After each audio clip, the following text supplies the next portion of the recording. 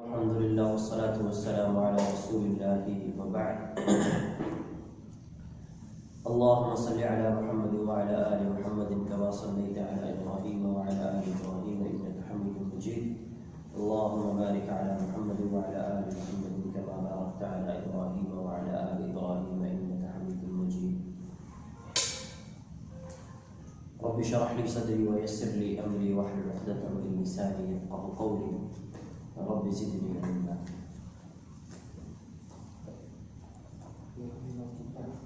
ہر قسم کی حمد و ثنا اللہ رب العزت کے لیے، درود و سلام رسول اکرم صلی اللہ علیہ وسلم کی ذات گرامی پر. بلوغ المرام ہم پڑھ رہے ہیں اور اس میں باب الوضو، وضو کا بیان یہ جاری ہے.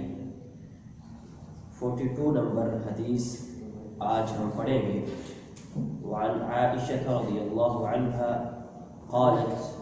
كان رسول الله صلى الله عليه وسلم يعجبه التيمن في تنعله وترجله وطهوره وفي شأنه كله. متفق عليه. سیدہ عائشہ صدیقہ رضی اللہ تعالی عنہ سے روایت ہے کہ فرماتی ہیں کان رسول اللہ صلی اللہ علیہ وسلم، رسول اللہ صلی اللہ علیہ وسلم تھے، یعجبہ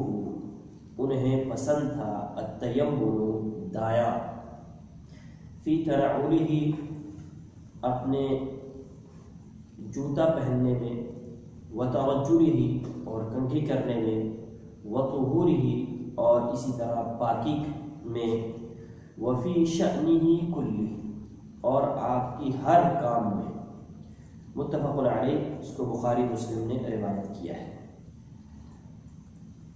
سیدہ عائشہ صدیقہ رضی اللہ تعالیٰ عنہ کی یہ حدیث، اس سے ہمیں پتہ چلتا ہے کہ آپ صلی اللہ علیہ وسلم کو دائیں سائڈ جو ہے اور دائیں طرف سے ابتدا کرنا یہ سب سے زیادہ پسند تھا. یہاں پہ جو حدیث کے الفاظ ہیں اس میں یہ آیا ہے کہ یعجبہ، اعجاب عربی کے اندر یہ لفظ جب بولا جاتا ہے تو اس کا مطلب ہوتا ہے کسی چیز کو پسند کرنا، اس کو اچھا سمجھنا. تو کسی چیز کو پسند کرنا اور اس کو اچھا سمجھنا دو طرح کا ہوتا ہے. ایک ہوتا ہے شرعی طور پر اور ایک ہوتا ہے کسی چیز کو طبعی طور پر انسان کی طبیعت اس کو پسند کرتی ہے، اور ایک یہ ہوتا ہے کہ شرعی طور پر انسان اس کو پسند کرتا ہے. تو یہاں پہ چونکہ نبی صلی اللہ علیہ وسلم کے حوالے سے بات ہو رہی ہے تو یہ بات شریعت کے ساتھ ہی تعلق رکھتی ہے، لہذا شریعت میں ہی دایاں پسند کیا جا رہا ہے. اور وہ پسندیدگی جو ہے وہ دائیں پن میں ہے کہ دائیں سائڈ، دائیں طرف سے شروع کرنا، دائیں طرف سے ابتدا کرنا، یہ ساری چیزیں جو ہیں وہ آپ صلی اللہ علیہ وسلم کو پسند ہیں. یہاں پہ 3 چیزوں کا خاص طور پر جو ہے وہ تذکرہ کیا گیا ہے. اس میں سب سے پہلی چیز ہے فی تنعلہ. آپ جوتا پہنتے تھے جب تو آپ پہلے اپنے دائیں قدم میں جوتا پہنا کرتے تھے، اور یہ جوتا پہننا جو ہے یہ بھی نبی صلی اللہ علیہ وسلم کی سنت ہے اور شریعت کے اندر اس کو بھی ایک مشروع عمل قرار دیا گیا ہے، اور انسان کی ایک عظمت اور احترام کے طور پر اس کو پیروں کے اندر کچھ پہننے کو حکم دیا گیا ہے. یہاں پہ یہ بات کہی جاتی ہے عام طور پر تواضع اور انکساری کے طور پر، عاجزی کے طور پر ننگا چلنا یہ کیسا ہے. البتہ یہ بات کہ اس کو انسان ہمیشگی کے لیے کر لے اور یہ ہمیشہ ہی اس بہانے یا اس بات کو لے کر کے انسان ننگا چلے، اس کی کوئی بات نہیں ملتی ہے. البتہ یہ بات صحیح ہے کہ کبھی کبھی ننگے پیر چلنا یہ حقیقت ہے اور یہ صحیح ہے، اور اس کے بارے میں روایات ملتی ہیں. اور جو ڈاکٹری حضرات سے، ڈاکٹروں سے ہمیں پتہ چلتا ہے کہ جو ریت ہوتی ہے،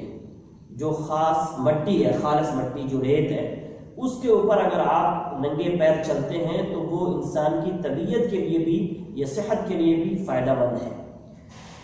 البتہ ایک اور کام وہ یہ کہ ایک جوتا پہن کر کے اور دوسرا جوتا اتار کر کے چلنا اس سے منع کیا گیا ہے اور ایسا نہیں کرنا چاہیے۔ البتہ یہاں پہ جو بات بیان کی جا رہی ہے وہ دائیں پن کی ہے کہ جب بھی انسان جوتا پہنے تو سب سے پہلے اپنے دائیں پیر کے اندر جوتا پہنے، یا ساکس پہنتا ہے، موزہ پہنتا ہے، کوئی بھی چیز، تو اس کو سب سے پہلے ابتدا جو ہے وہ دائیں طرف سے ہی کرنی چاہیے۔ اسی طرح سے یہ پہننے میں چونکہ آ رہا ہے تو اسی طرح کے لباس کے حوالے سے جتنی چیزیں ہیں تو سب سے پہلے جو ہے وہ دائیں سائڈ جو ہے اس کی ابتدا کرنی چاہیے۔ اس کے بعد ہے وَتَرَجُّلِهِ، کنگھی کرنے کے۔ تو یہاں سے پتہ چلتا ہے کہ آپ صلی اللہ علیہ وسلم کنگھی کیا کرتے تھے۔ آپ صلی اللہ علیہ وسلم اپنے بالوں کا خاص خیال رکھا کرتے تھے، ان کا اہتمام کیا کرتے تھے، اور احادیث کے اندر آتا ہے کہ آپ صلی اللہ علیہ وسلم اپنے بالوں کو تیل بھی لگایا کرتے تھے اور ان کو کنگھی کیا کرتے تھے۔ آپ اپنے سر کے اندر مانگ نکالا کرتے تھے۔ آپ صلی اللہ علیہ وسلم کے بالوں کے متعلق جو ہے وہ بھی ہمیں یہ بات ملتی ہے کہ آپ صلی اللہ علیہ وسلم کے بال بڑے بڑے تھے، آپ بڑے بڑے بال رکھتے تھے، اور اس وقت اس دور کے اندر عرب کے اندر یہ بڑے بڑے بال رکھنا یہ مردانگی کی علامت ہوا کرتی تھی، اور اس لیے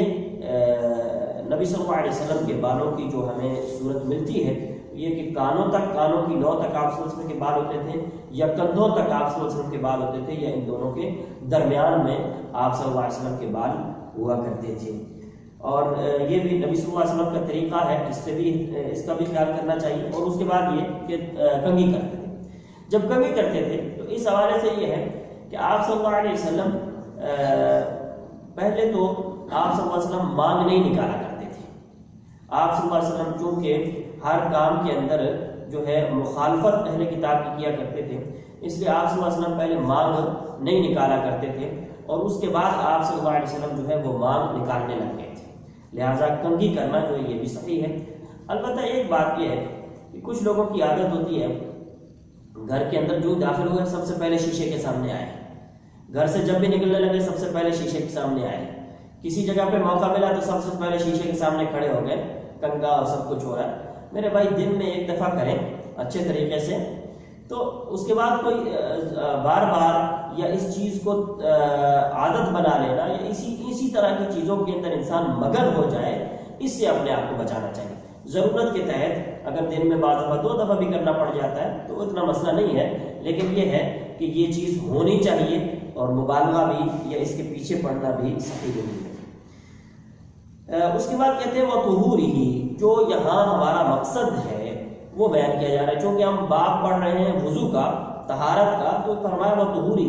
اور آپ صلی اللہ علیہ وسلم اپنی طہارت اور پاکی کے اندر بھی دائیں کو پسند کیا کرتے تھے۔ تو یہاں پہ دائیں چیز کی بات بیان ہو رہی ہے وضو کے حوالے سے، خاص طور پر چونکہ بات ہے، تو وضو میں کچھ چیزیں تو ہیں، منہ میں کلی ہے تو یہ دائیں بائیں والی بات نہیں ہے، ناک میں پانی ہے دائیں بائیں والی بات نہیں ہے، سر کا مسح ہے تو وہاں پہ دائیں بائیں والی بات نہیں ہے۔ لیکن اگر ہاتھوں کو دھونا ہے، یہ والا ہاتھ ہے، یہ والا ہاتھ ہے، وہ پیر ہے یا یہ پیر ہے، جب ان کے اوپر ہم آئیں گے تو پھر دائیں بائیں کی بات ہوگی۔ اور مسح جو ہے چونکہ وہ ایک ہی ہے، مسح چونکہ ایک ہی ہے، وہ 2 عضو نہیں ہے، لہٰذا اس کو ایک ہی سطح میں مسح ہوگا، ایک ہی اس میں کیا جائے گا، بار بار اس کو یعنی یہ ہے کہ پہلے دائیں سائڈ پھر بائیں سائڈ، ایسا اس میں نہیں ہے۔ اسی طریقے سے چونکہ کان یہ مسح کے ساتھ یعنی سر کے ساتھ میں ہی ہے، تو ان کا بھی وہی طریقہ ہے کہ وہ بھی اکٹھے ہی کیے جائیں گے، اس میں بھی دائیں بائیں والی بات نہیں آئے گی۔ اسی طرح سے یعنی وضو میں بھی آپ صلی اللہ علیہ وسلم کی جو ابتدا کرتے تھے وہ دائیں سائڈ سے۔ اس کے بعد آخری جملہ جو ہے وہ یہ ہے کہ وہ فی شأنہ کلی، کہ آپ صلی اللہ علیہ وسلم اپنے ہر کام میں دائیں چیز کو پسند کرتے تھے۔ اب یہ جملہ جو ہے اس سے ہمیں تھوڑا سا بات کریں گے کہ ہر چیز میں ایسا نہیں ہو سکتا ہے، کیونکہ انسان اگر واش روم جاتا ہے تو وہاں پہ دائیں سائڈ نہیں ہے، وہاں پہ بائیں سائڈ ہے، استنجا کرتا ہے اور خاص طور پر یہ ناک کے اندر پانی چڑھانا یا پانی جو ہے وہ ناک سے نکالنا، ناک صاف کرنا، تو اس حوالے سے ایک قاعدہ ہے، اور وہ قاعدہ یہ ہے کہ ہر اس طرح کے کام جو گندگی کا کام ہے یا اس طرح کا کام ہے اس کے لیے بایاں ہاتھ یوز ہوگا، اور اس کے علاوہ جتنی بھی چیزیں ہیں اس کے لیے دایاں ہاتھ یوز ہوگا، اس کے لیے دایاں ہاتھ یوز کریں گے ہم۔ کچھ لوگوں نے ایک تقسیم کی ہے بڑی عجیب سی، وہ یہ ہے کہ جتنی بھی گندگی کی چیزیں ہیں ان کے لیے بایاں ہاتھ ہے، اور جتنی اچھی چیزیں ہیں وہ دائیں ہاتھ سے ہیں۔ اب کچھ چیزیں ہیں جو درمیان میں ہیں، جو کسی طرح کی نہیں ہوتی ہیں، تو ان کے لیے بھی دایاں ہاتھ جو ہے وہ یوز کیا جائے گا۔ اگر اس طرح سے کسی کو بات سمجھ میں آئے تو ہم اس لیے اس انداز میں بھی بات ہونی چاہیے۔ جو بات ہے بالوں کے حوالے سے ہم نے ابھی بات کی ہے، جو کہ بالوں کنگھی کے حوالے سے بات تھی، تو بال رکھنا جو ہے یہ دو طرح کی چیزیں ہیں۔ ایک تو یہ ہے کہ عبادت اور ایک عادت۔ کچھ لوگ اس کو عبادت میں شمار کرتے ہیں اور کچھ لوگ اس کو عادت میں شمار کرتے ہیں، جبکہ حقیقت یہ ہے کہ یہ عادت کے اندر آتا ہے، اس کو عبادت کے اندر شمار نہیں کرنا چاہیے۔ البتہ بعض دفعہ انسان اپنی عادات کو عبادت بنا لیتا ہے، بعض دفعہ انسان اپنی عادات کو عبادت کی طرف لے جاتا ہے۔ نبی صلی اللہ علیہ وسلم کے سامنے ایک بچے کا سر جو ہے وہ آدھا بوڑھا گیا اور آدھا ویسے رکھا گیا، تو آپ صلی اللہ علیہ وسلم نے فرمایا احلقوہ کلہ او اترکوہ کلہ، فرمایا یا تو سارے کے سارے سر کے بال کے جو ہے موڑ دیے جائیں، یا سارے سر کے بال جو ہے وہ چھوڑ دیے جائیں، ایسا نہ کیا جائے۔ اور یہ طریقہ کار جو ہے وہ بھی صحیح نہیں ہے، چونکہ ہم دیکھتے ہیں کہ مختلف طریقے جو ہیں وہ بالوں کے حوالے سے رکھے جاتے ہیں۔ بعض دفعہ ایک سائڈ سے بال کم ہیں، دوسری سائڈ سے بال زیادہ ہیں، سائڈوں سے بال کم ہیں، اوپر سے بال جو ہیں وہ زیادہ ہیں، آگے سے زیادہ ہیں، پیچھے سے کم ہے، یا پیچھے سے زیادہ ہے، آگے سے کم۔ تو یہ سلسلہ نہیں ہونا چاہیے، بلکہ ان کے درمیان میں جو ہے برابری کی سطح جو ہے وہ برقرار رہنی چاہیے۔ بہرحال یہ حدیث تھی جو کہ آپ صلی اللہ علیہ وسلم کا فعل ہے، اس کے اندر آپ صلی اللہ علیہ وسلم کا فعل ہے کہ آپ فعلی طور پر بعض چیزوں کو دائیں طور پر پسند کرتے تھے، تو وضو میں بھی دایاں چیز ہونی چاہیے۔ آگے حدیث ہے 43 نمبر، وعن ابی ہریرہ رضی اللہ عنہ قال قال رسول اللہ صلی اللہ علیہ وسلم اذا توضأتم فابدؤوا بمیامنکم اخرجہ الاربعہ وصححہ ابن خزیمہ۔ ابو ہریرہ رضی اللہ تعالیٰ عنہ سے روایت ہے، فرماتے ہیں کہ رسول اللہ صلی اللہ علیہ وسلم نے فرمایا اذا توضأتم، جب تم وضو کرو،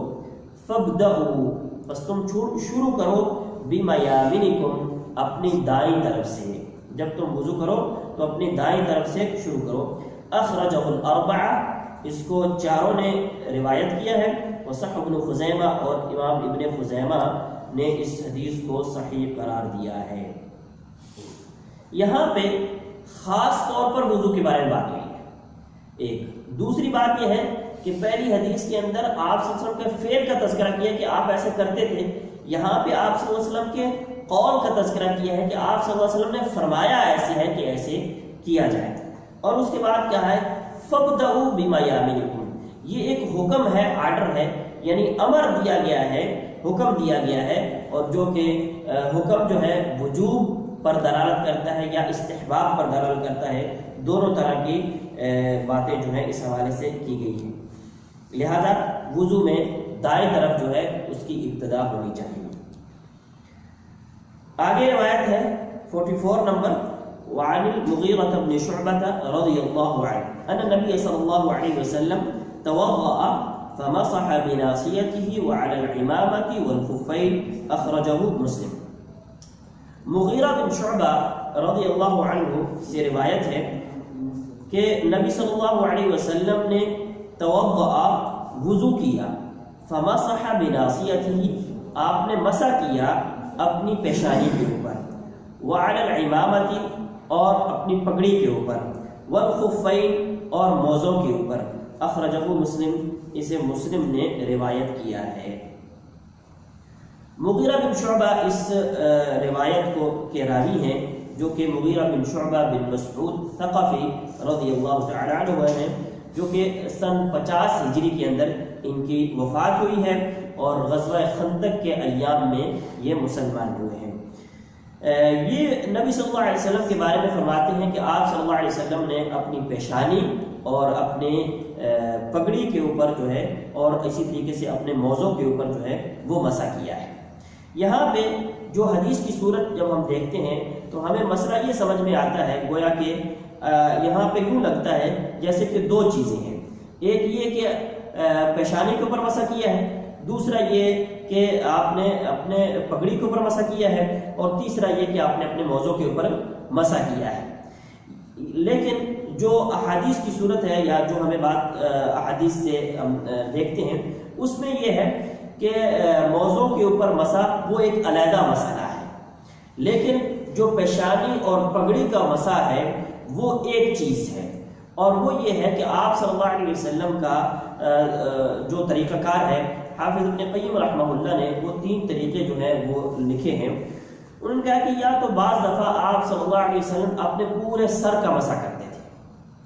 یا پھر آپ صلی اللہ علیہ وسلم اپنے پوری پگڑی کا مسح کرتے تھے، اور تیسری صورت جو اس حدیث کے اندر بیان ہوئی ہے وہ کہتے ہیں کہ یہ تھی کہ آپ صلی اللہ علیہ وسلم اپنی تھوڑی سی پیشانی اور باقی اپنی پگڑی کے اوپر مسح جو ہے وہ کر لیا کرتے تھے۔ پیشانی کے جو بال ہیں تھوڑے سے پگڑی کے نیچے سے ہاتھ ڈال کر کے تھوڑا سا وہ، اور باقی سارے سر کا جو ہے وہ مسح کر لیا کرتے تھے۔ تو اس طریقے سے پگڑی کے اوپر صرف مسح، یا پیشانی کے بالوں کے ساتھ پھر پگڑی کے اوپر مسح، اس کی اجازت موجود ہے۔ اب موضوع کا مسئلہ جو ہے وہ آگے چونکہ باب علیحدہ طور پر آ رہا ہے تو اس میں ہم اس کے اوپر تفصیلاً بات کریں گے۔ یہاں پہ ہم پگڑی کے حوالے سے بات کر لیتے ہیں کہ پگڑی کے اوپر جب مسح کرنا ہے تو اس کی 2 صورتیں ہیں، ایک یہ ہے کہ پوری پگڑی کے اوپر مسح صرف کیا جائے، دوسرا یہ ہے کہ پیشانی کے بالوں کے اوپر اور باقی پگڑی کے اوپر مسح یہ کر لیا جائے، لیکن مسح وہ ایک ہی دفعہ ہے جیسے کہ آپ جانتے ہیں۔ اب پگڑی کون سی ہونی چاہیے جس کے اوپر مسح کیا جا سکتا ہے؟ تو اس دور کے اندر جو پگڑیاں ہوتی تھیں وہ 2 طرح کی پگڑیاں، ایک پگڑی وہ ہے کہ جو پگڑی اوپر سے سر کو باندھا ہوا ہے اور وہ نیچے سے انسان کی یہ ٹھوڑی جو ہے اس کے نیچے سے گزر رہی ہے، اس کو یہاں سے باندھا گیا ہے، اور ایک پگڑی وہ ہے جس کا پلو جو ہے وہ نکلا ہوا ہے باہر کی طرف، وہ پیچھے کمر کے اوپر یا کندھے کے اوپر جو ہے اس کو ڈالا گیا ہے۔ یہ 2 طرح کی پگڑیاں جو ہیں وہ اس دور میں ہوتی تھیں۔ البتہ یہ ہے کہ ہر وہ پگڑی جس کو پگڑی کہا جا سکتا ہے اس کے اوپر مسح کیا جا سکتا ہے، جو پگڑی ہے اس کے اوپر مسح کیا جا سکتا ہے۔ ہم جب موزے پہنتے ہیں اس کے اوپر جب مسح کرتے ہیں تو اس کا طریقہ کار یہ ہوتا ہے کہ پہلے ہمیں طہارت کرنی ہوتی ہے، یعنی پہلے ہم وضو کر لیتے ہیں اور پیروں کو دھو لیتے ہیں، پھر اس کے اوپر موزے پہنتے ہیں، تو پھر ہم جب پھر اگر دوبارہ وضو کرنا پڑتا ہے تو پھر ہم مسح کرتے ہیں۔ کیا پگڑی کی صورت بھی ایسے ہی ہے؟ جبکہ پگڑی کی صورت ایسے نہیں ہے۔ پگڑی جو ہے اس کے اندر اللہ رب العزت نے تخفیف دی ہے، اور اس تخفیف کی ایک وجہ ہمیں جو معلوم ہوتی ہے وہ یہ ہے کہ پیروں کا بارے میں اصل یہ ہے کہ ان کو دھونا چاہیے، اور سر کے بارے میں اصل یہ ہے کہ ان کو مسح ہی کرنا چاہیے، پہلے سے ہی مسح تھا۔ لہذا وہاں پہ جو ہم نے طہارت اختیار کرنی تھی پیروں کے اوپر، وہ طہارت جو ہے وہ صحیح طریقے سے اچھے طریقے سے ہم نے وہاں پہ طہارت حاصل کرنی ہے پانی کے ساتھ، اور یہاں طہارت میں بھی تخفیف ہے کہ سر کا آپ نے صرف مسح کرنا ہے، طہارت بھی تخفیف ہے اس کے اندر بھی، تو اس لیے پگڑی کے اوپر مسح کرنے میں بھی یہ تخفیف دی ہے کہ اس کے لیے ضروری نہیں ہے کہ آپ جو ہے اس کو پاک پہلے کریں اور اس کے اوپر پگڑی باندھیں اور اس کے بعد ایسا ہونا چاہیے، اور یہ ایسا نہیں ہے، بلکہ اس کو بغیر اس کے بھی آپ کر سکتے ہیں۔ اس کی وجہ یہ ہے کہ اس کی ہمارے پاس کوئی دلیل موجود نہیں ہے، اور جس چیز کی دلیل نہیں ہے وہ ہم دلیل کے بغیر نہیں کر سکتے ہیں۔ اگر دلیل ہوتی کہ آپ کو پہلے سے پاکی حاصل کر کے پھر کرنا ہے تو پھر ہم اس کو کرتے ہیں، جب دلیل نہیں ہے تو ہم وہ کام نہیں کر سکتے ہیں۔ اسی طریقے سے اس کی کوئی مدت بھی محدود نہیں ہے، جیسے ہم موضوع پر مسح کرتے ہیں تو ہم اس کی مدت مقرر کرتے ہیں 1 دن 1 رات، مقیم کے لیے، اور اگر مسافر ہے تو اس کے لیے 3 دن اور 3 راتیں وہ مقرر کرتے ہیں۔ لیکن اسی طریقے سے جب اس کی محدود مدت، محدود دلیل نہیں ہے ہمارے پاس، تو ہمارے پاس ہم یہ کہتے ہیں کہ اس کی بھی کوئی مدت نہیں ہے، محدود مدت نہیں ہے، آپ مسح کریں جب بھی آپ چاہتے ہیں، آپ مسح کر سکتے ہیں۔ البتہ یہاں سے بعض لوگ ایک اور دلیل لیتے ہیں، اور وہ دلیل یہ کہ جناب آپ صلی اللہ علیہ وسلم نے اپنے پیشانی کے چند بالوں کا مسح کیا، باقی آپ نے پگڑی کے اوپر مسح کر لیا۔ اس سے پتہ چلتا ہے کہ ہم چند بالوں یا سر کا مسح کر سکتے ہیں، جبکہ ایسا نہیں پتہ چلتا ہے، کیونکہ جو پورا طریقہ ہے ہمیں وہ پورا لینا چاہیے، آدھا نہیں لینا چاہیے۔ تکفرون ببعض تؤمنون ببعض الکتاب وتکفرون ببعض والی بات نہیں ہونی چاہیے کہ ہم کتاب کے بعد حصوں کو مانیں اور بعض کو نہیں۔ جو ایک مسئلہ ہے، جس مسئلے میں وہ حدیث آئی ہے، اس حدیث کو پوری کو لینا چاہیے، اور وہ پوری حدیث جو ہے وہ پیشانی اور امامہ دونوں کے بارے میں مکمل طور پر آئی ہے، تو لہٰذا ہمیں مکمل اس روایت کو لے کر کے پھر ہی ہمیں اس کے اوپر عمل کرنا چاہیے۔ اور مکمل یہ ہے کہ جب آپ پگڑی کے اوپر مسح کر رہے ہیں تو اس وقت آپ کے لیے 2 طریقے ہیں، آپ بغیر پیشانی کے پوری پگڑی کے اوپر مسح کر سکتے ہیں، وہ بھی صحیح ہے، اور آپ یہ بھی کر سکتے ہیں کہ آپ تھوڑا سا اندر کو ہاتھ ڈال کر کے پیشانی کے بالوں کو مسح کریں، اور باقی سارے سر کا مسح جو ہے وہ پگڑی کے اوپر سے ہی کر لیں۔ تو یہ طریقہ کار جو ہے شریعت سے اور حدیث سے جو ہمیں ملتا ہے وہ یہ۔ تو چونکہ موضوع کا مسئلہ آگے آ رہا ہے تو وہاں پہ بات کریں گے، لہذا اگلی حدیث پہ جاتے ہیں۔ 45 نمبر حدیث ہے، وعن جابر بن عبد الله رضی اللہ عنہ فی صفة حج النبی صلی اللہ علیہ وسلم قال صلی اللہ علیہ وسلم ابدأوا بما بدأ اللہ به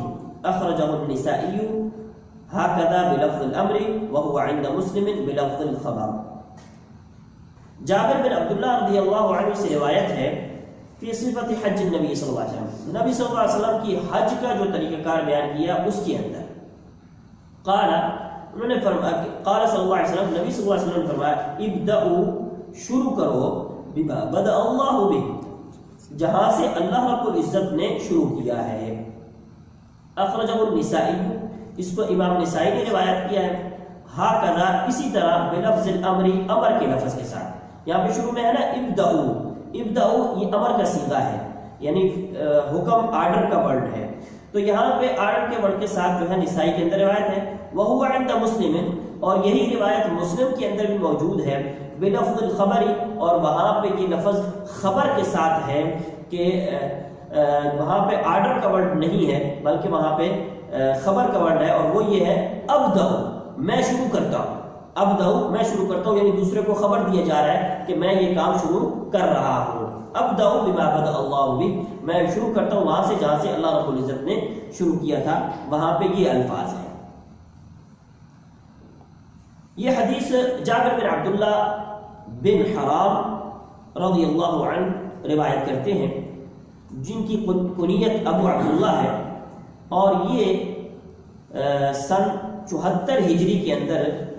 ان کی وفات ہوئی ہے، 94 سال کی عمر انہوں نے پائی ہے، اور مدینہ منورہ میں سب سے آخر میں جو صحابی وفات پائی ہے وہ یہ صحابی ہیں۔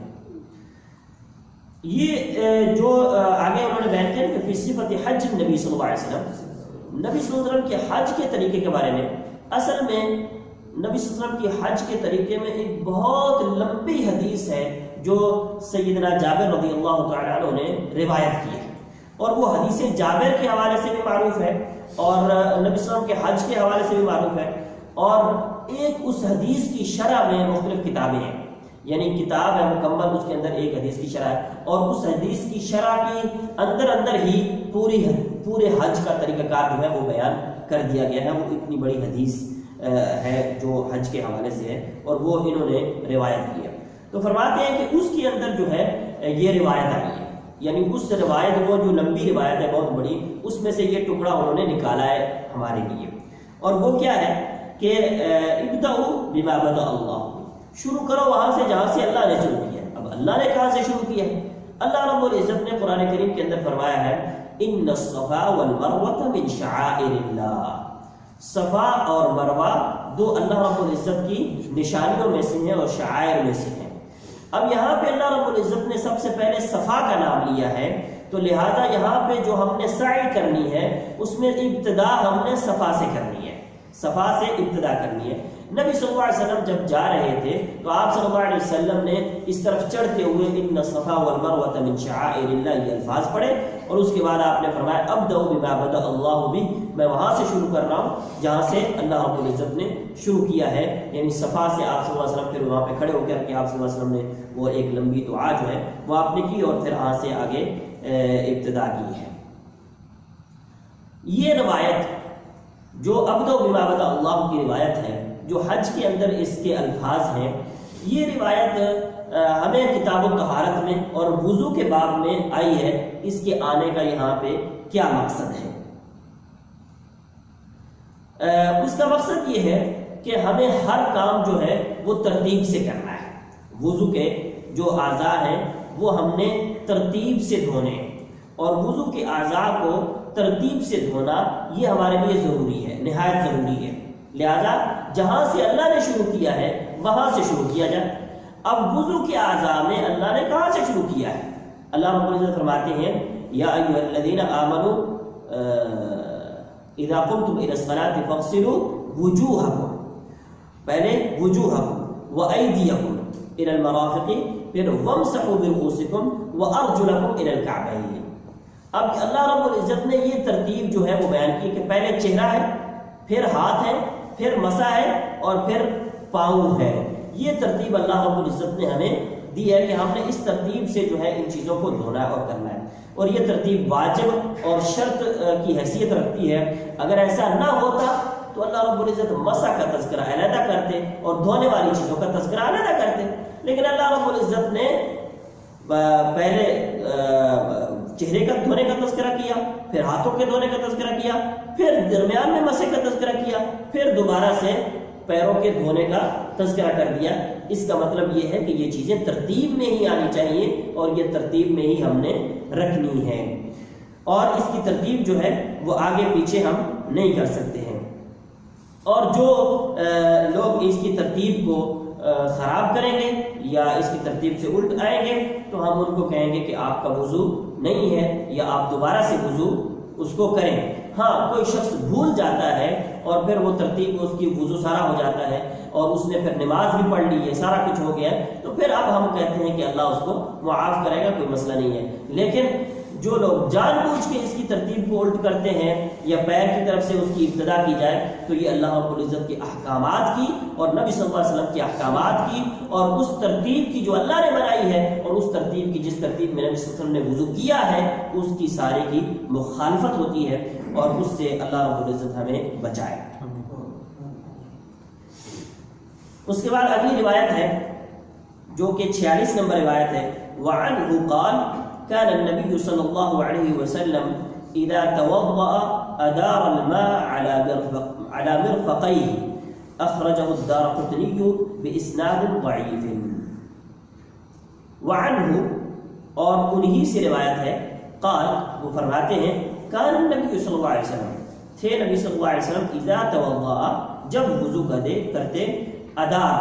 گھماتے تھے، الماء، پانی کو، علی مرفقیہ، اپنی کونیوں پر، اپنی دونوں مرفقیہ، اپنی دونوں کونیوں کے اوپر اس کو گھماتے تھے۔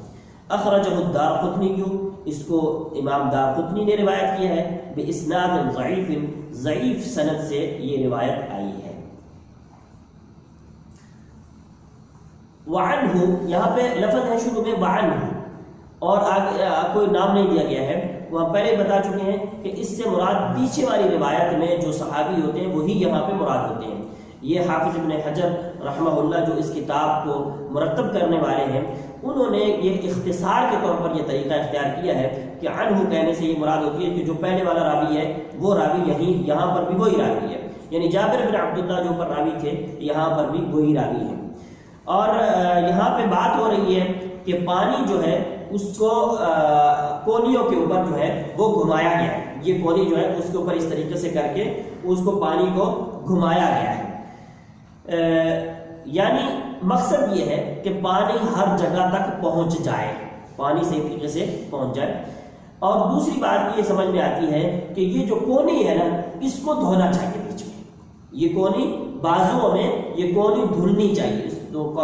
کونی کو دھونا چاہیے۔ یہ روایت جو ہے اس کے آخر میں انہوں نے کہا کہ یہ اس روایت کی سند جو ہے وہ ضعیف ہے، لیکن حدیث ضعیف ہے لیکن اس کا معنی صحیح ہے۔ اب آپ کہیں گے کہ یہ عجیب سی بات ہے کہ حدیث ضعیف ہے لیکن آپ کہتے ہیں کہ جناب اس کے اندر جو معنی بیان ہوا ہے وہ صحیح ہے، جب حدیث کی سند ہی صحیح نہیں ہے تو اس کا معنی کیسے صحیح ہے؟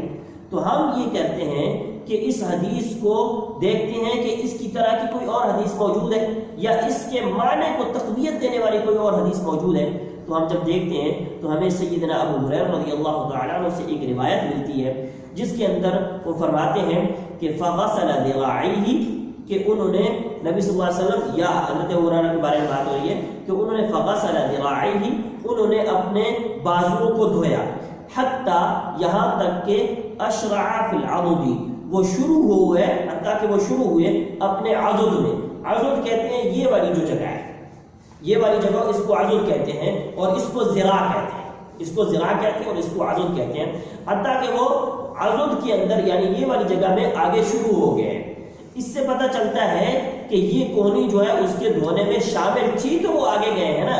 شامل تھی تو وہ آگے گئے ہیں۔ ایک اس روایت سے اس روایت کا، یہ ضعیف روایت کا معنی جو ہے وہ ہمیں صحیح معلوم ہوتا ہے۔ دوسری بات یہ ہے کہ جو حدیث ہم پہلے بھی پڑھ چکے ہیں اور وہ مختلف احادیث کے اندر آئی ہے اور صحیح روایت ہے جس کے اندر یہ الفاظ آئے ہیں کہ اسبغ الوضو، وضو مکمل کیا جائے، یعنی وضو کے اندر پانی ہر جگہ تک پہنچنا چاہیے۔ تو یہ کونیاں عام طور پر جب بندہ دھوتا ہے تو بعض دفعہ رہ جاتی ہے، یہاں پہ پانی لگا رہ جاتا ہے، کئی دفعہ لوگ دیکھتے ہیں بھائی آپ کے یہاں پہ پانی ابھی نہیں پہنچا، یہاں جگہ سوکھی ہے، اس کو ادھر دیکھو، تو میرے بھائی یہ کون رہ جاتی ہے، اس لیے یہاں تک پانی کو پہنچانا چاہیے، اس کی تاکید کرنی چاہیے کہ پانی یہاں پہ پہنچ گیا ہے، کیونکہ وضو ہر جگہ پہ اس کو پورے طریقے سے وضو کرنا چاہیے۔ اس اعتبار سے ہمیں یہ سمجھ میں آتا ہے کہ کونی کا دھونا جو ہے وہ واجب ہے اور ضروری ہے، اور کونی تک پانی جو ہے وہ ہمیں پہنچانا چاہیے۔ اس کے بعد آگے جو دوسری روایت ہے وہ یہ کہ وعن ابی ہریرہ رضی اللہ عنہ قال قال رسول اللہ صلی اللہ علیہ وسلم لا وضوء لمن لم يذكر اسم الله عليه، اخرجه احمد وابو داود وابن ماجہ باسناد ضعیف، وللترمذي عن سعيد بن زيد وابي سعيد نحوه قال احمد لا يثبت فيه شيء۔ ابو ہریرہ رضی اللہ تعالی عنہ سے روایت ہے، فرماتے ہیں کہ رسول اللہ صلی اللہ علیہ وسلم نے فرمایا لا وضوء، اس کا وضو نہیں ہے، لمن، اس شخص کا، لم یذکر اسم اللہ،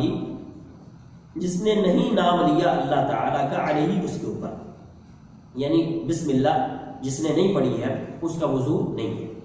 آگے وہ کہتے ہیں اخرجہ احمد، اس کو امام احمد نے روایت کیا ہے، وہ ابو داود، امام ابو داود نے، وہ ابن ماجہ، امام ابن ماجہ نے اس کو روایت کیا ہے، باسناد ضعیف، ضعیف سند کے ساتھ یہ روایت آئی ہے۔ اس کے بعد آگے وللترمذی، اور ترمذی میں روایت ہے جو کہ عن سعید بن زید، سعید بن زید سے روایت ہے، وہ ابو سعید، اور ابو سعید سے بھی روایت ہے، نحوہ، اسی طرح کی۔ قال احمد، امام احمد فرماتے ہیں لا يثبت فيه شيء، اس بارے میں کوئی چیز بھی ثابت نہیں ہے، اس بارے میں کوئی بھی چیز ثابت نہیں ہے۔ یہاں پہ جو امام ترمذی کے حوالے سے انہوں نے بات کی ہے کہ امام ترمذی کے ہاں دو روایتیں ہیں اور ان میں ایک سعید بن زید اور ابو سعید سے روایتیں ہیں۔ سعید بن زید جو ہیں یہ سعید بن زید بن عمرو بن نفیل العدوی القرشی یہ شخص ہیں، اور یہ جو ہے عشرہ مبشرہ میں سے ہیں، اور یہ وہ ہیں کہ جو کہ حضرت عمر رضی اللہ تعالیٰ عنہ کی بہن ان کی بیوی ہیں، فاطمہ بنت الخطاب جو ہیں وہ ان کی بیوی ہیں۔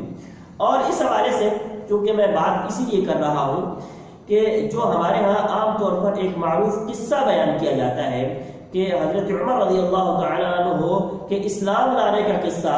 جو ان کی بہن کے قرآن پڑھنے اور وہ سارا سلسلہ جو بیان کیا جاتا ہے کہ جناب اس وجہ سے یہ ہوا ہے، سورۃ طٰہٰ جو ہے اس کے اندر پڑھی گئی ہے، تو یہ قصہ جو ہے سندن صحیح نہیں ہے، سند اس کی صحیح نہیں ہے، لہذا ہمیں اس طرح کے قصوں کو بیان نہیں کرنا چاہیے جو صحیح سند سے ثابت نہیں ہے۔ اور یہ صحابی جو ہیں سن 51 ہجری کے اندر ان کی وفات ہوئی ہے۔ اب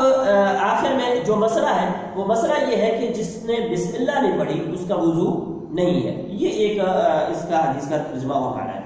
روایت کے آخر میں ہم نے یہ دیکھا کہ امام احمد بن حنبل رحمہ اللہ نے فرمایا کہ اس بارے میں کوئی چیز بھی ثابت نہیں ہے، اس بارے میں کوئی بھی چیز ثابت نہیں ہے۔ لیکن ہم یہ دیکھتے ہیں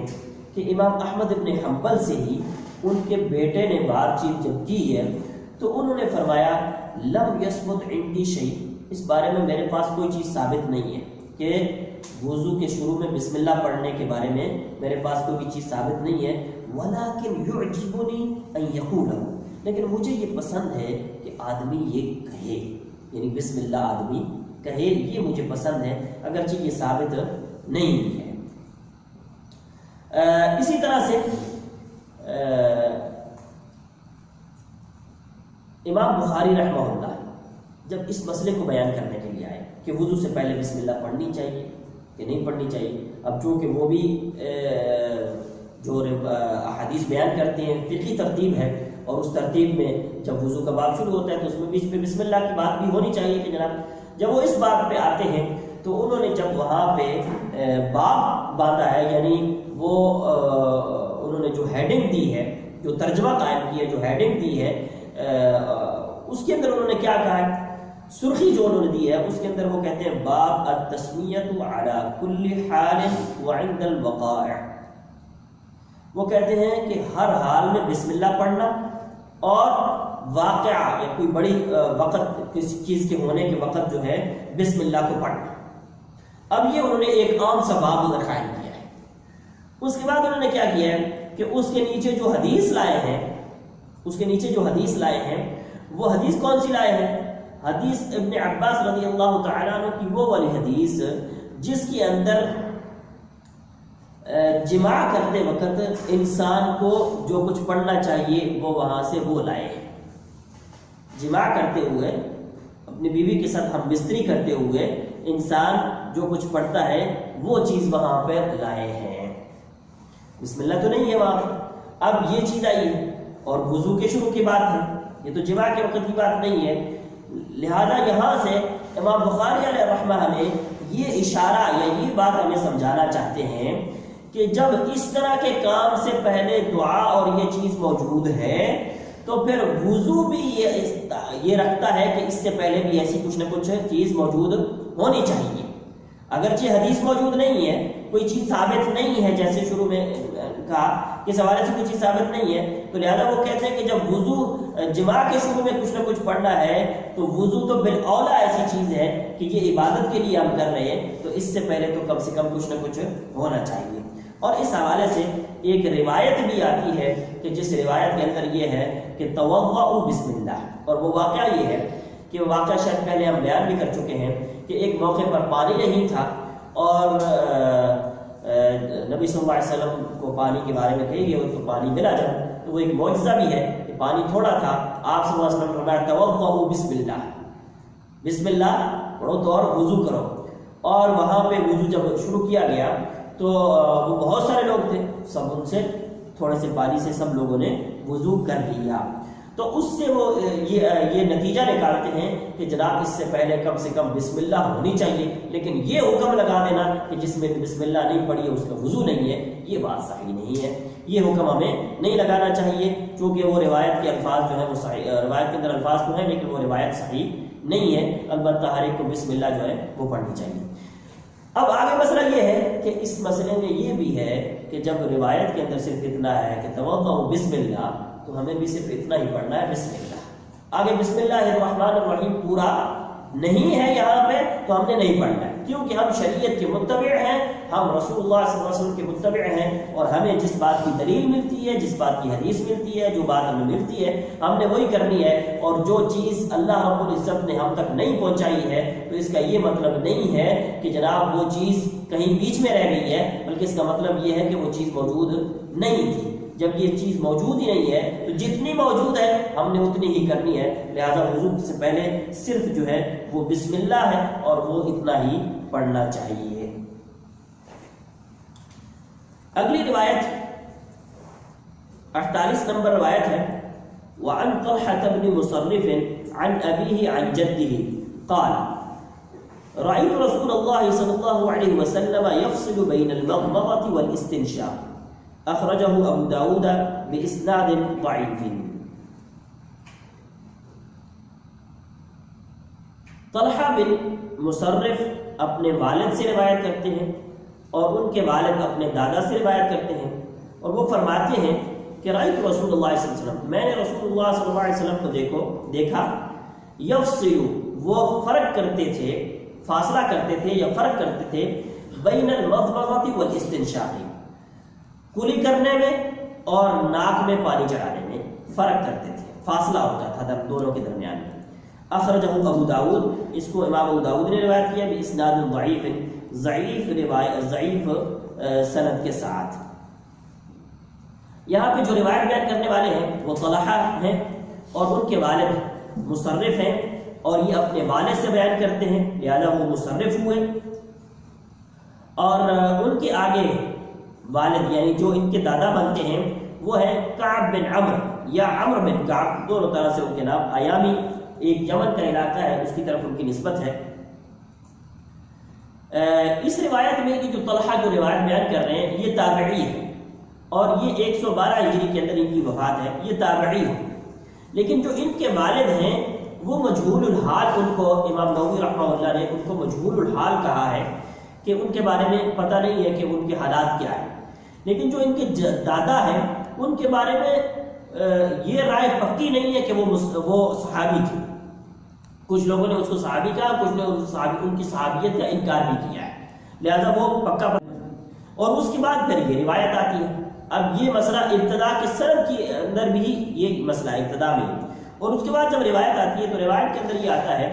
کہ آپ صلی اللہ علیہ وسلم وضو اور اپنے ناک میں پانی چڑھانے میں فرق کرتے تھے. کیا مطلب؟ یعنی پہلے آپ کلی کر لیتے تھے اور پھر آپ ناک میں پانی چڑھاتے تھے. ان دونوں کے درمیان میں آپ فاصلہ کیا کرتے تھے، دونوں کٹھے نہیں کیا کرتے تھے. پہلے کلی کرتے تھے پھر ناک میں پانی چڑھاتے تھے. اور اس کے بعد جو آگے روایات آ رہی ہیں اس حوالے سے، جو آگے روایات آ رہی ہیں اس پہ ہم بات کرتے ہیں اور پھر خلاصہ بیان کرتے ہیں. آگے روایت ہے وعن علی رضی اللہ عنہ، علی رضی اللہ عنہ سے روایت ہے فی صفت الوضو، وضو کے طریقہ کار کے بارے میں جو روایت کے اندر ان کی روایت ہے. وہ کیا کہتے ہیں ثم تمضمض صلی اللہ علیہ وسلم، پھر آپ صلی اللہ علیہ وسلم نے کلی کی، واستنثر، اور آپ نے ناک سے پانی جھاڑا، ثلاثاً، 3 مرتبہ، یعنی دونوں کو اکٹھا ذکر کر کے پھر 3 مرتبہ کہا. یمضمض، وہ انہوں نے کلی کی، وینثر، اور ناک سے پانی جھاڑا، من الکف، اس چلو سے،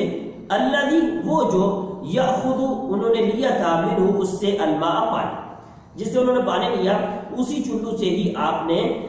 کلی بھی کی اور ناک میں پانی بھی ناک سے جھاڑا 3 مرتبہ. اخرجہ ابو داؤد والنسائی، اس کو امام ابو داؤد اور نسائی نے روایت کیا.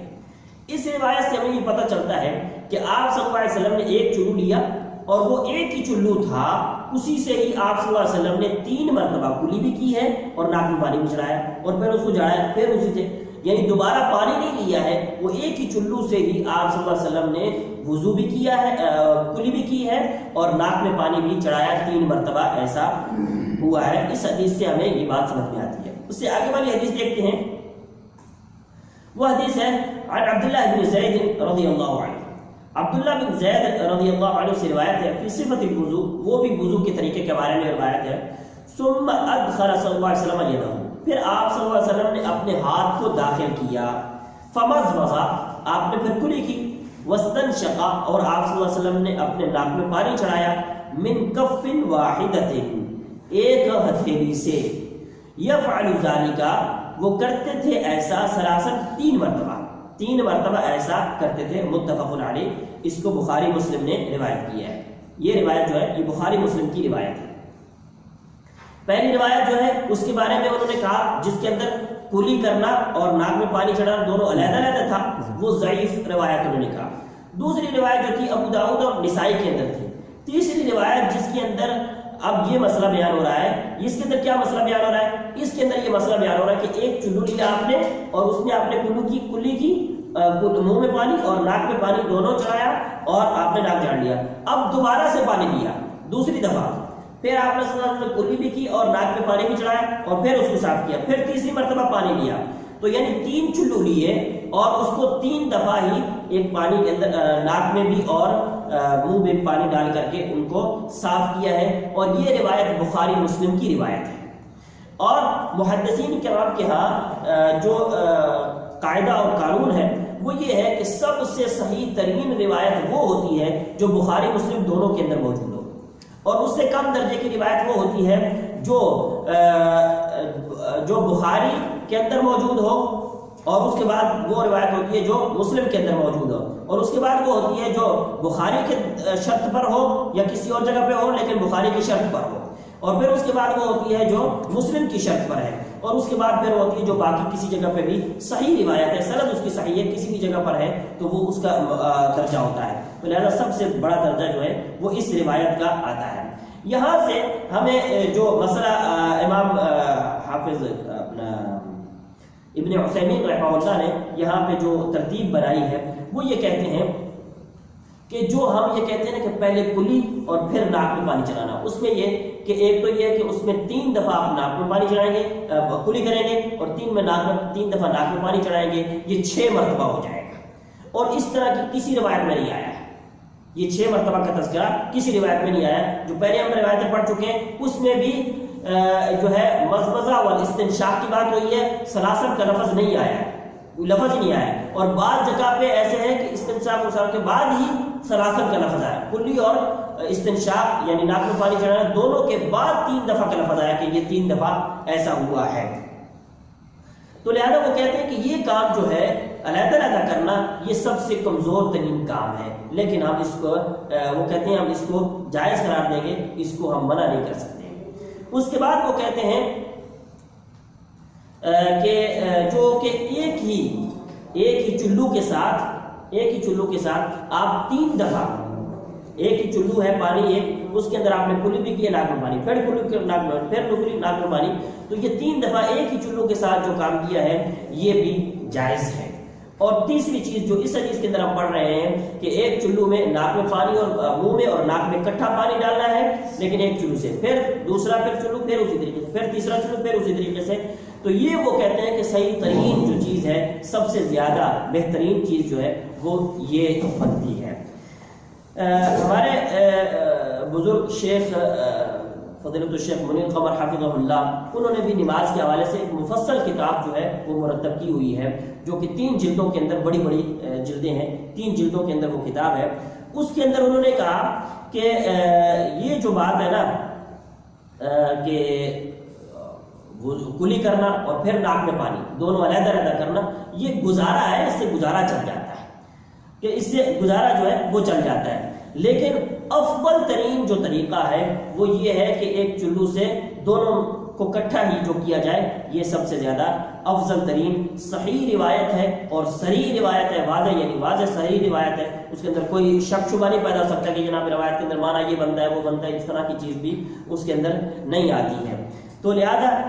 ان تینوں روایتوں کو دیکھ کر کے ہمیں یہ بات سمجھ میں آتی ہے کہ صحیح ترین طریقہ جو ہے وہ یہ ہے کہ ایک چلو لے کر کے انسان کو منہ میں اور ناک میں دونوں میں اکٹھا پانی جو ہے وہ ڈالنا چاہیے. تھوڑا ٹائم دیں گے بات ختم ہو جائے گی انشاءاللہ. آگے روایت ہے وعن انس رضی اللہ عنہ قال رأى النبي صلى الله عليه وسلم رجلا وفي قدمه مثل الظفر لم يصبه الماء فقال ارجع فأحسن وضوءك اخرجه ابو داود والنسائی. انس رضی اللہ تعالیٰ عنہ سے روایت ہے, وہ فرماتے ہیں کہ رأى النبي صلی اللہ علیہ وسلم, نبی صلی اللہ علیہ وسلم نے دیکھا رجلا ایک آدمی کو, وفی قدمه اور اس کے پیر میں مثل الظفر ناخن کے برابر, یعنی ناخن کے مثل ناخن کے برابر, لم یصبہ نہیں پہنچا وہاں پہ الماء پانی. فقال آپ صلی اللہ علیہ وسلم فرمایا ارجع لوٹ کے جاؤ, فاحسن اچھا کرو وضوءک اپنا وضو کو بہتر کرو. اخرجہ ابو داؤد والنسائی, اس کو امام ابو داؤد اور نسائی نے روایت کیا ہے. اب اس روایت سے یہ بات سمجھ میں آتی ہے کہ اگر انسان کے وضو کرتے ہوئے کسی جگہ پہ پانی نہیں پہنچا تو یہ بہت بڑی بات ہو جاتی ہے کہ آپ صلی اللہ علیہ وسلم نے اس آدمی کو دوبارہ سے لٹا دیا، دوبارہ بھیج دیا کہ آپ دوبارہ واپس جاؤ اور جا کر کے یہ کرو۔ اور اسی طریقے سے ایک اور روایت ہے کہ سفر کے اندر موجود تھے اور عصر کی نماز کا ٹائم تھا، تو آپ کو پتہ ہے سفر کے اندر پانی کی قلت ہوتی تھی۔ آج کے دور کے اندر تو یہ سفر نہیں تھا، وہ سفر جب پانی بھی ساتھ میں لے کر کے چلتے تھے لوگ، تو اس دور میں سفر میں انہوں نے وضو کیا تو کسی کی ایڑی جو ہے،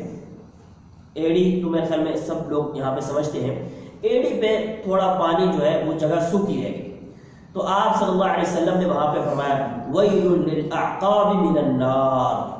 فرمایا ہلاکت ہے ایڑیوں کو آگ سے۔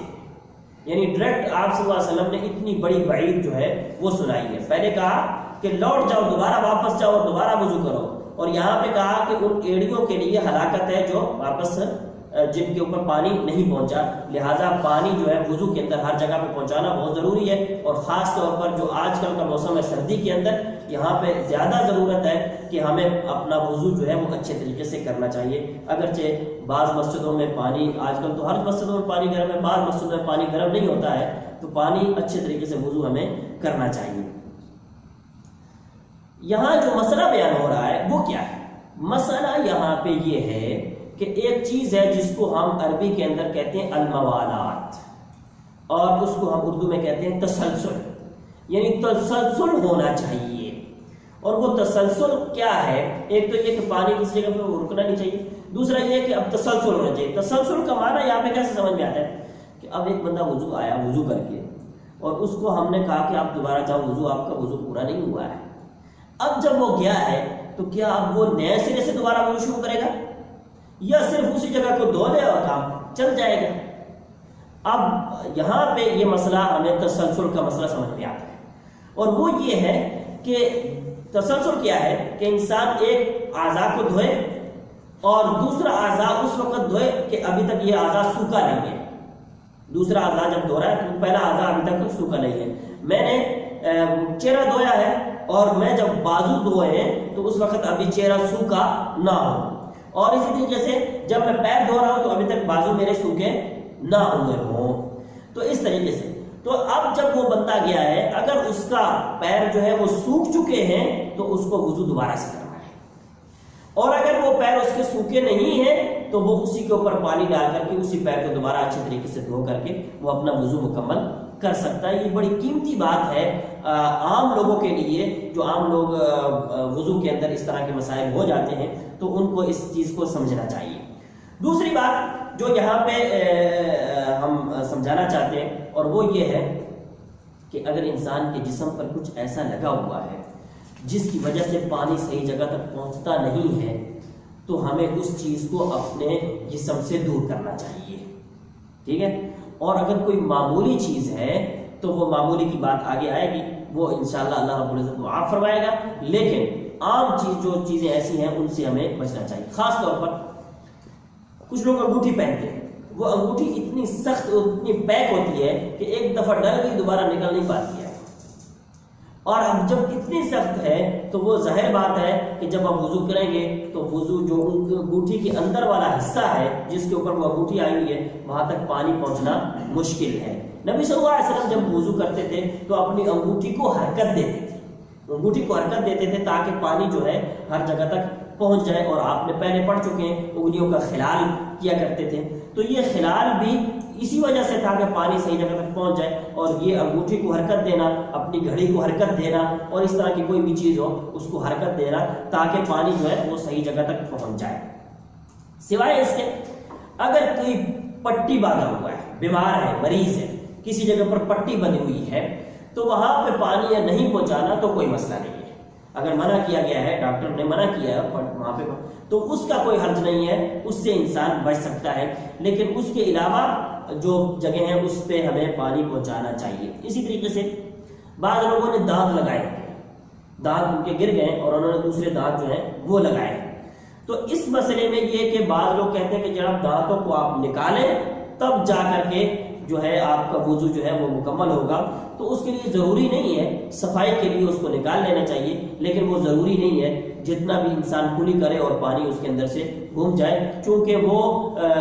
ہر ایک جگہ کا استیعاب وہاں پہ یا اس مکمل بھون کو صحیح طریقے سے دھونا وہ ضروری نہیں ہے، وہ انسان کو پتہ بھی نہیں چلتا ہے جب انسان کلی کرتا ہے کون کون سی جگہ پانی گیا اور کون کون سی جگہ پہ پانی نہیں گیا، لہذا وہ ضروری نہیں ہوتا ہے۔ اس لیے ایسی چیز کو اتارنا اور پہننا اگر کسی کے لیے مشقت کا باعث ہے تو اس کے لیے ضروری نہیں ہے۔ اس کے بعد ہوتا ہے کہ بعض عورتیں ہماری مہندی لگاتی ہیں، مرد بھی بعض دفعہ لگا لیتے ہیں۔ مہندی اگر لگی ہوئی ہے تو مہندی کا کوئی ایسا مسئلہ نہیں ہے، یہ ایسا رنگ نہیں ہے کہ اس کے اوپر سے وہ پانی، اس کے اوپر سے وضو بھی کیا جا سکتا ہے۔ کچھ لوگ کام کرتے ہیں یہ رنگ وغیرہ کا پینٹ کرتے ہیں اور ان کے ہاتھوں پہ لگ جاتا ہے، اب وہ صاف نہیں ہوتا ہے۔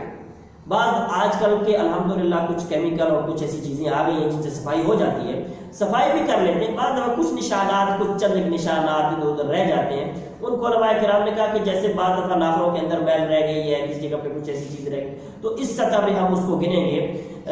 تو جیسے کہ ہم نے پگڑی کے اوپر سے مسح کر لیا تھا تو یہ بھی اسی طریقے سے اس کو ہم گنیں گے، یہ ضروری نہیں ہے کہ ہم اس کو بیچ میں سے نکالیں۔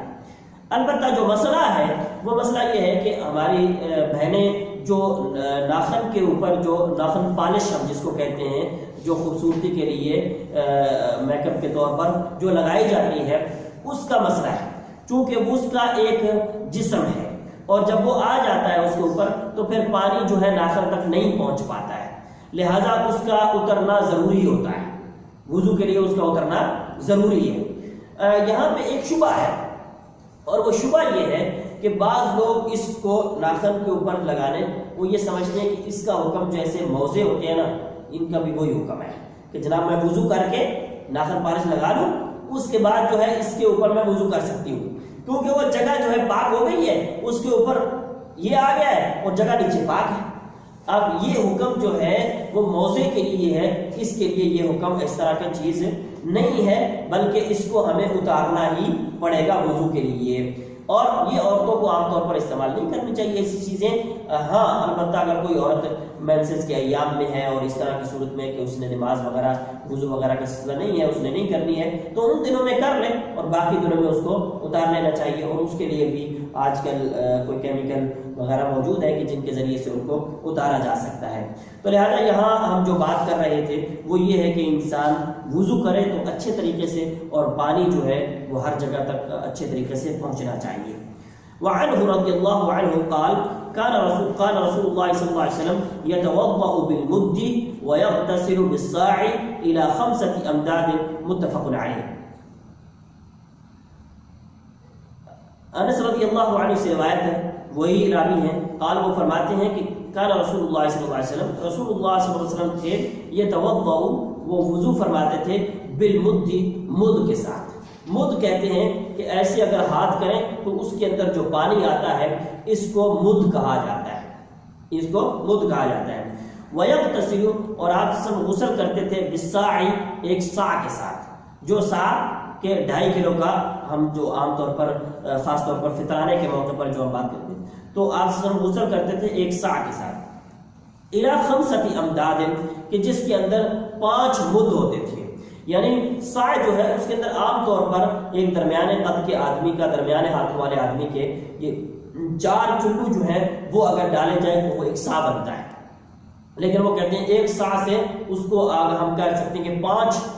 مد جو ہے اس کے اندر اگر کہیں تو 5 مد تک وہ اس کے اندر ہوتے تھے، اور اس سے آپ صلی اللہ علیہ وسلم جو ہے وہ غسل فرمایا کرتے تھے۔ لہٰذا یہاں سے ہمیں یہ بات سمجھ آتی ہے کہ پانی کے استعمال میں ہمیں بڑی احتیاط اختیار کرنی چاہیے۔ دیکھیں میرے بھائی کہ یہاں پہ لوگ یہ بات جب یہ اس طرح کی احادیث سنتے ہیں، یہ بخاری مسلم کی روایت ہے، جب اس طرح کی احادیث سنتے ہیں تو وہ کہتے ہیں یہ کیسے ہو سکتا ہے، یہ تو بہت ناممکن ہے، یہ تو مشکل ہے، اس سے کیسے ہوگا؟ میرے بھائی جن لوگوں کے پاس پانی نہیں تھا انہوں نے ایسے کیا ہے۔ آج ہمارے پاس پانی وافر ہے، ہم ٹوٹی کھول دیتے ہیں، اس کے پاس پانی جاتا رہتا ہے اور پھر بھی ہمارا وضو مکمل نہیں ہوتا ہے، اور پھر بھی ہم سوچتے ہیں کہ یار اب یہ ہو رہا ہے اب وہ ہو رہا ہے۔ تو لہٰذا میرے بھائی ہمیں اس بارے میں بڑی ہی احتیاط کرنی چاہیے پانی کے بارے میں خاص طور پر. اور آج کل جو طریقہ آ گیا ہے کہ یہ اس کو نل کو یہ ٹوٹی کو کھول دیا اور پانی بہتا چلا جا رہا ہے, میں ہاتھ دھو رہا ہوں تب بھی بہہ رہا ہے, اگر میں نے ہاتھ پیچھے کیے ہیں تب بھی بہہ رہا ہے. تو البتہ ہمارے گاؤں کے علاقوں کے اندر, دیہات کے علاقوں کے اندر جو ہے آج بھی وہ ایک لوٹے کا سسٹم ہے کہ لوٹا جو ہے اس کو لا کر کے اس کے اندر پانی جو ہے لا کر کے اس سے وضو کیا جاتا ہے, اور وہ برتن میں پانی ڈال کر کے جب وضو کیا جاتا ہے تو یہ ایک پرانے طریقے سے قریب ہم چلے جاتے ہیں, اور اس میں پانی کا استعمال بھی کم انسان جو ہے وہ کر سکتا ہے. تو لہذا وضو اور غسل کے لیے جتنا کم پانی استعمال کریں وہ زیادہ بہتر ہے. آگے روایت ہے وعن عمر رضی اللہ عنہ قال قال رسول اللہ صلی اللہ علیہ وسلم ما منکم من احد یتوضا, ما منکم نہیں ہے تم میں سے کوئی, من احد کوئی بھی ایک, یتوضا وہ وضو کرتا ہے, ما منکم جو بھی تم میں سے, من احد کوئی بھی, یتوضا وہ وضو کرے, فیسبغ الوضوء پس وہ وضو مکمل کرے, یعنی ہر جگہ پہ پانی جو ہے وہ پورے طریقے سے پہنچائے. ثم یقول پھر وہ کہتا ہے اشہد ان لا الہ الا اللہ وحدہ لا شریک لہ واشہد ان محمدا عبدہ ورسولہ, یہ کلمات کہتا ہے الا مگر, وہ یہ کلمات نہیں کہتا مگر فتحت لہ ابواب الجنہ تو کھول دیے جاتے ہیں اس کے لیے جنت کے دروازے. فرمایا ما منکم نہیں ہے تم میں سے کوئی ایک, من احد کوئی بھی ایک, یتوضا وہ وضو کرتا ہے, فیسبغ الوضوء اور وہ وضو اچھے طریقے سے کرتا ہے, ثم یقول پھر وہ یہ کلمات کہتا ہے جو ابھی پڑھے گئے ہیں, الا مگر فتحت لہ ابواب الجنہ اس کے لیے جنت کے دروازے کھول دیے جاتے ہیں. اخرجہ مسلم, اس کو مسلم نے روایت کیا ہے اور نبی صلی اللہ علیہ وسلم کا فرمان ہے. والترمذی اور ترمذی کے اندر جو روایت ہے وزاد, وہاں پہ یہ زیادہ کیا گیا ہے, کیا وہ الفاظ زیادہ کیا ہے, اللہم اجعلنی من التوابین واجعلنی من المتطہرین. تو پہلے جو الفاظ ہیں ان کا ترجمہ فرمایا اشہد ان لا الہ الا اللہ, میں گواہی دیتا ہوں کہ نہیں ہے کوئی معبود حقیقی مگر اللہ رب العزت, وحدہ وہ اکیلا ہے, لا شریک لہ اس کا کوئی شریک نہیں ہے, واشہد ان محمدا اور میں اس بات کی بھی گواہی دیتا ہوں کہ محمد صلی اللہ علیہ وسلم عبدہ اس کے رسول, اس کے بندے ہیں, ورسولہ اور اس کے رسول ہیں, اللہ کے بندے بھی ہیں اور اس کے رسول بھی ہیں. نبی صلی اللہ علیہ وسلم کا مقام و مرتبہ اور منزلت کتنی عظمت والی ہے, اور اس کے باوجود یہاں پہ عبدہ کا بھی بیان کیا گیا ہے, اور ہر ایک کو کہا گیا ہے کہ تم اس کے عبد ہونے کا اقرار کرو, سارے کے سارے اس کے عبد ہونے کا اقرار کرو, تاکہ تمہارے اندر بھی بندگی پیدا ہو, تمہارے اندر بھی عاجزی پیدا ہو کہ ایک پیغمبر آخر الزمان جو ہے, اگر خاتم الانبیاء جو ہے وہ اگر عبدہ ہیں, اللہ کی بندگی کرنے والے ہیں, اللہ کے بندے ہیں, تو میرے بھائی تم لوگوں کو بھی پھر اللہ کی بندگی اور عبادت اسی طریقے سے کرنی چاہیے. اور یہاں پہ ان لوگوں کا, ان خرافات پھیلانے والے لوگوں کا بھی رد کیا جا رہا ہے جو نبی صلی اللہ علیہ وسلم کو عبدہ نہیں مانتے ہیں, عبدہ نہیں مانتے ہیں, ان کو بھی روزانہ یہ کہنے کا حکم دیا جا رہا ہے. اور آگے والی جو دعا ہے اس کے اندر کہا ہے اللہم اے اللہ اجعلنی تو مجھے کر دے من التوابین توبہ کرنے والوں میں سے, اللہ تو مجھے توبہ کرنے والوں میں سے کر دے, واجعلنی من المتطہرین اور تو مجھے کر دے پاک رہنے والوں میں سے. تو لہذا میرے بھائی پاک رہنا یہ بھی بہت بڑی نعمت ہے, اور یہ بھی ایک ایمان کا حصہ ہے, اور اسی طریقے سے توبہ کرنا یہ تو بڑی عظیم چیز ہے کہ انسان کو ہر ایک گناہ سے توبہ کرتے رہنا چاہیے اور بار بار توبہ کرتے رہنا چاہیے, اور جب انسان سے کوئی گناہ ہو جائے تو فوری طور پر توبہ کرتے رہنا چاہیے, کیونکہ فرمایا گیا ہے کہ وَلَيْسَتِ التَّوْبَةُ لِلَّذِينَ يَعْمَلُونَ السَّيِّئَاتِ حَتَّى إِذَا حَضَرَ أَحَدَهُمُ الْمَوْتُ قَالَ إِنِّي تُبْتُ الْآنَ. ان لوگوں کی کوئی توبہ نہیں ہے جو گناہ کرتے رہتے ہیں, جب موت کا وقت آ جاتا ہے پھر کہتے ہیں کہ اب میں توبہ کرتا ہوں. کہا کہ ان کے لیے کوئی توبہ نہیں ہے, لہذا انسان اس سے پہلے یہ کہ توبہ کر لے تو اللہ رب العزت اس کی توبہ کو قبول فرماتے ہیں. تو اللہ رب العزت سے دعا ہے کہ اللہ رب العزت نبی صلی اللہ علیہ وسلم کے فرامین کو پڑھنے کی, ان کو سمجھنے کی اور اس کے اوپر عمل کرنے کی ہمیں توفیق عطا فرمائے.